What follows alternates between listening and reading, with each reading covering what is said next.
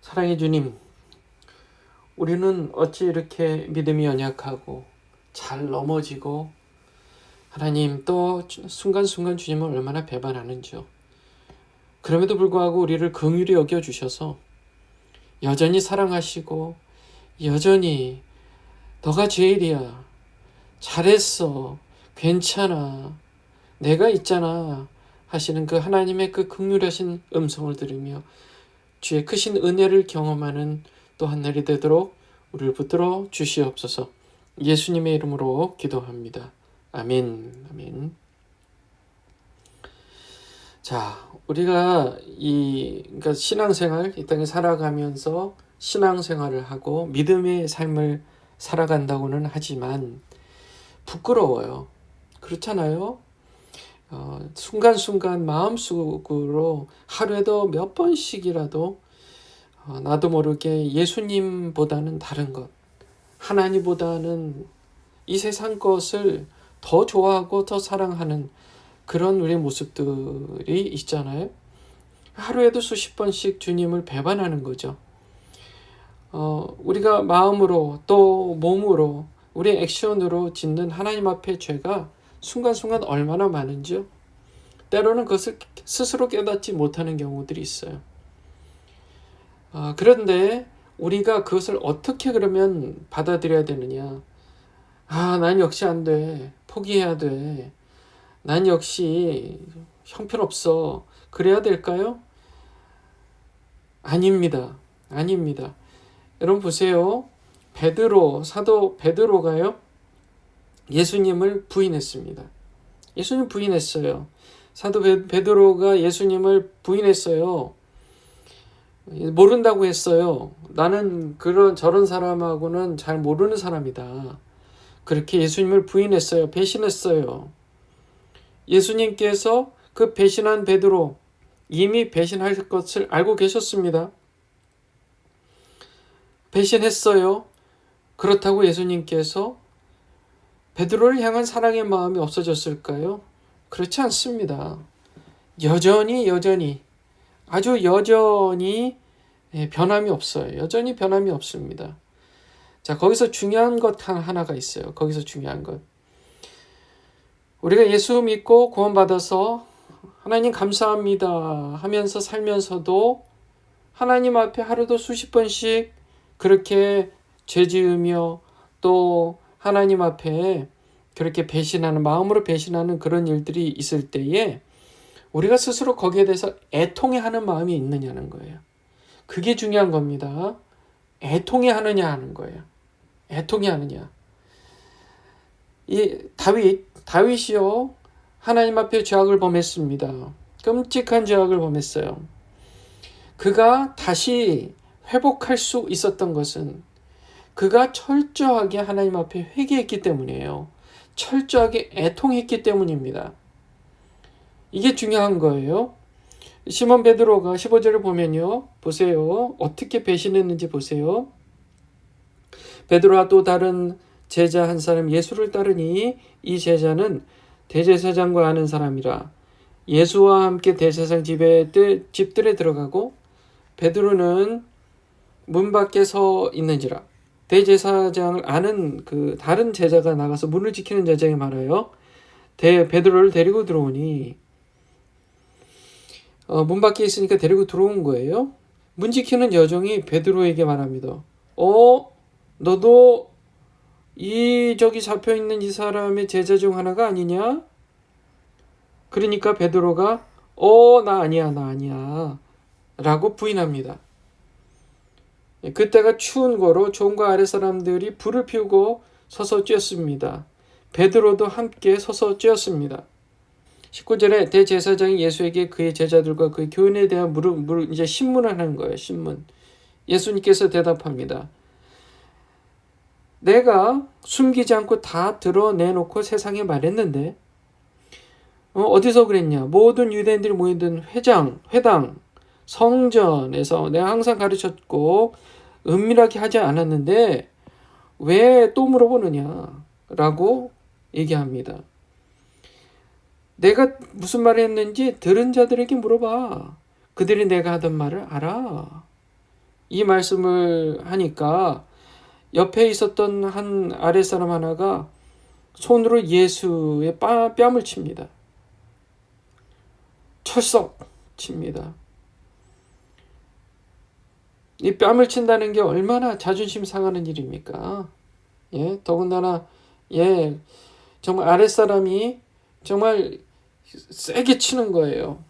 마치 죄인한테 하듯이 치는 거예요. 그러면서 이렇게 얘기합니다. 네가 대제사장에게 이같이 대답하느냐? 예수께서 말씀하세요. 내가 말을 잘못하였으면 그 잘못한 것을 증언하라. 바른 말을 하였으면 네가 어찌 나를 치느냐 하시니라. 예수님께서는요, 그 순간에도 주님께서 하실 일에 대해서 집중하고 계셨기 때문에 거기에 대해서 어떤 동요도 없었습니다. 그런 감정적 동요 없이 차분하게, 야, 내가 말을 잘못했으면 그 잘못한 것을 증언해봐.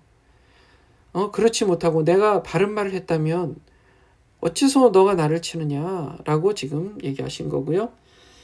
예, 안나스가요, 예수를 결박한 그대로 대제사장 가야바에게 보냅니다. 네, 이게 지금 그 장인어른과 사위의 관계죠. 시몬 베드로가요, 서서 불을 쬐더니 사람들이 묻되 너도 그 제자 중 하나가 아니냐.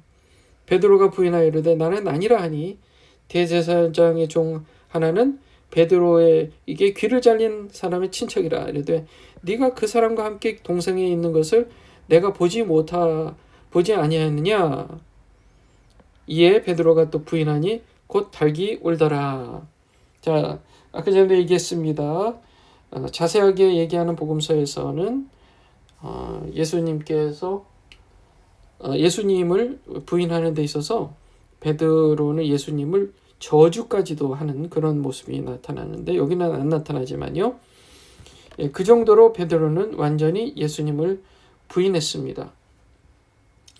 자, 예수님께서 이런 베드로를 모르실 리가 없죠. 예수님은 이 땅에 오셔서 이런 우리는 어쩔 수 없이 예수님을 부인하고 배신할 수밖에 없는 그런 너무나 연약한 존재라는 것을 예수님 잘 알고 계셨어요. 그래서 십자가에 못 박혀 죽으시러 온 거예요. 그래서 오신 겁니다. 자, 긍휼의 마음이에요. 그게 긍휼의 마음. 자, 긍휼의 마음이 뭐냐면요. 선한 사마리아인이 어땠어요? 긍휼히 여기는 마음으로 강도당한 사람을 길에서 구했잖아요. 그리고 은혜를 베풀었어요. 자기 돈을 써서 여관을 잡아주고 여관 주인에게 이 강도당한 사람을 잘 보살펴 달라고 부탁까지 했습니다. 자기가 돌아올 때까지. 자, 긍휼은요, 마음 씀씀이에요. 마음 씀씀이. 마음이에요. 긍휼이 여기기 때문에 은혜의 행동을 할 수가 있는 거예요. 다시요. 긍휼이 여기는 마음이 있기 때문에 그 마음 때문에 다른 사람에게 액션을 취하는데 어떤 액션을 취해요? 나의 것을 사용해서 써서 소비해서 그 사람의 필요한 것을 도와주는 거예요. 그게 긍휼과 은혜입니다. 긍휼과 은혜예요. 긍휼과 은혜예요. 자, 그 탕자가 돌아오는 모습을 본 아버지의 마음도 긍휼의 마음이었어요. 누가복음 15장이에요. 20절에 이렇게 얘기해요. 이에 일어나서 아버지께 돌아가니라. 아직도 상거가 먼데 아버지가 저를 보고 측은히 여겨 달려가 목을 안고 입을 맞추니. 긍휼의 마음을 액션으로 취하는 것이 은혜를 베푸는 일이에요. 사랑의 예수님은요, 이 땅에 오셔서 목자 잃은 양 같은 사람들을 긍휼히 여기셨습니다. 어떻게 하셨어요? 무리를 보시고 불쌍히 여기시니 이는 그들이 목자 없는 양과 같이 고생하며 기진함이라. 예수님은요, 이 땅에 오셔서 몸을 입으시고 인간이 경험하는 배고픔, 또 졸린 거, 슬픈 것, 고통받는 것을 직접 경험하셨기 때문에 이 무리들이 배고파하고 영적으로 목자가 없어서 이리저리 돌아다니고 그런 고생하며 기진하는 모습을 보고 긍휼한 마음을 느끼신 거예요. 그래서 그들의 문제들을 고쳐주셨어요. 오병이어의 기적을 행하셔서 먹이셨고요. 병든 자들의 병을 낫게 하셨고요. 귀신 들린 자들의 귀신을 떠나가게 하셨고요. 또 죽은 나사로를 살리셨어요. 그리고 마침내 영원히 죽을 수밖에 없는 인류를, 우리를 십자가에 못 박혀 죽으심으로 대속의 은혜를 베풀어 주셨습니다. 값없이 은혜를 베풀어 주셨다고 우리 보통 얘기하는데요. 사실은 예수님 스스로가 그 값이 되어주신 거예요. 그분의 목숨이 값이었어요. 그 값을 치르신 거예요. 엄청난 값을 치르신 겁니다. 우주와도 바꿀 수 없는 예수님이라는 분의 목숨을 값으로 치르신 거예요. 그게 은혜입니다. 긍휼의 마음이 있어서 누군가를 위해서 값을 치러 도와주는 게 은혜인 거예요. 예수님께서 그렇게 하셨다는 거예요. 예수님은 본래 근본 하나님의 본체시나 오히려 자기를 비워 종의 형체, 즉 사람들과 같이 되어 이 땅에 오신 것, 그 자체가 엄청난 대가 지불이었던 겁니다. 예수님께서 사람이 되어 오신 것이 큰 대가를 치른 것이었고, 그렇게 오지 않았다면 우리 인류가 은혜를 받지 못했을 것입니다. 십자가 죽으심이라는 그 엄청난 대가를 치르지 않았다면 죄 많은 우리는 용서받지 못했을 것입니다. 우린 여전히 하나님 반 세상 반 마음에 두고 그렇게 50대 50 때로는 그거라도 다행이죠. 세상을 훨씬 더 많이 생각하며 그렇게 살아가는데 여전히 하나님보다 세상을 바라보고 그렇게 살아가요. 어쩔 수 없어요. 먹고 살아야 하니까 때로는 세상과 타협하고 또 거짓말도 해가면서 하나님의 공의를 배신하고 희생하는, 하나님을 배반하는 그런 모습을 보인다는 거예요, 우리가. 때로는 사람들 앞에서 자존심을 세워야 되니까 겸손보다는 교만하게 그렇게 자기를 주장하고, 이런 게 다 하나님의 의를 타협하고 희생하는 거예요. 이렇게 우리는 연약합니다. 이 우리의 연약함을 어찌 다 해결할 수 있겠습니까? 어찌 이런 우리의 처지를 애통해 하지 않을 수가 있겠습니까? 어찌 어려움을 겪고 있는 사람들에게 긍휼히 여기지 않을 수가 있겠습니까? 우리가 이 딜레마에 있는 거예요. 내가 정말 하나님, 나를 사랑해 주신 하나님께 비친 마음으로 최선을 다해서 의롭게 살아야 될 텐데, 하나님을 위해서. 그런데 이게 육신에 입은 우리가 이게 안 되는 거예요. 그러니까 이 딜레마 속에서 도무지 벗어날 수가 없는 거예요. 열심히는 해보려고 하는데 여전히 하나님을 배반하고 있고, 중요한 것은 뭐냐 하면 그것에 대해서 애통해야 하는 겁니다. 애통해야 돼요. 최선을 다해서 의에 줄이고 목말라야 돼요. 나 안 되니까 그냥 적절히 타협하면서 하나님 조금 저기 계세요. 내가 여기에 편하니까. 자꾸 그렇게 된다니까요, 우리가. 그건 영적인 교만이고 게으름이에요. 그러지 말고 하나님, 다시금 제가 마음을 다시 새롭게, 오늘도 새롭게 주님을 위해서 살겠습니다. 주님을 위해 살겠습니다.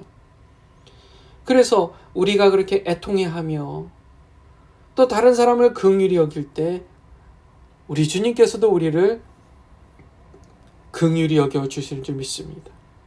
모든 것을 배설물로 여기는 것, 그리스도를 아는 지식 외에 다른 모든 것이 우리에게는 궁극적으로 다 해로운 것이라는 걸 알아요.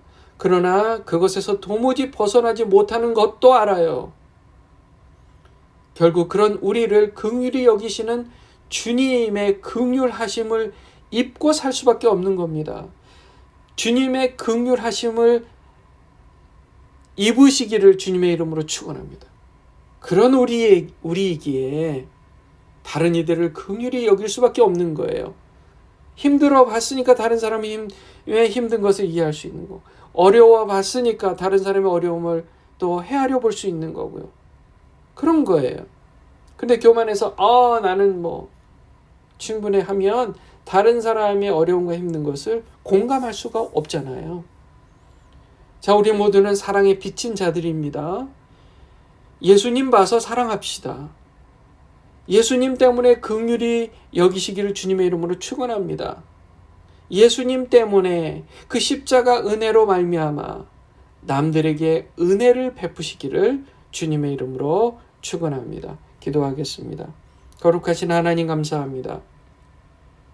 우리는 여전히 연약하고 부족한데 우리가 그냥 그것도 어느새 아무것도 아닌 것처럼 그렇게 생각합니다. 용서해 주시고 우리의 부족함을 언제나 주님 앞에 애통해야 하는 우리가 되게 해주시고 또 힘들고 어려워하는 사람들, 지친 사람들에게 긍휼한 마음을 가지고 은혜를 베푸는 우리가 더욱 되게 해주시옵소서.